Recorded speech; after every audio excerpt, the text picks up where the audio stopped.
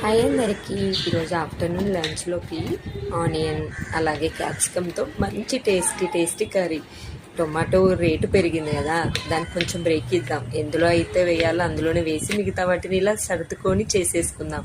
ఈ రెండు ఉన్న ఈ క్యాప్సికమ్ కర్రీ ఉంటుంది చూడండి, ఒకసారి చేసి మీ పిల్లలకు పెట్టండి, అసలు వదలరు, మళ్ళీ మళ్ళీ చేయమంటారు. ఏం లేదు, ఆనియన్ రెండు మంచిగా కట్ చేసుకోవాలి, క్యాప్సికమ్ కట్ చేసుకోవాలి. ప్యాన్లో కొంచెం ఆవాలు, జీలకర్ర, పచ్చిమిర్చి, కరివేపాకు, ఆనియన్ మగ్గిన తర్వాతకి క్యాప్సికమ్ వేసుకోండి. పిల్లలైతే ఆడుకుంటున్నారు, వాళ్ళని చూసుకుంటూ ఈ విధంగా కర్రీ చేసుకోవాలి. లేదంటేనా చూశారు కదా, వాళ్ళని పట్టించుకోకుంటే వాళ్ళే నా దగ్గరకు వచ్చి నువ్వు ఇష్టము మమ్మల్ని పట్టించుకోవట్లేవు ఏంది అని బోలెడంత సతాయిస్తారు.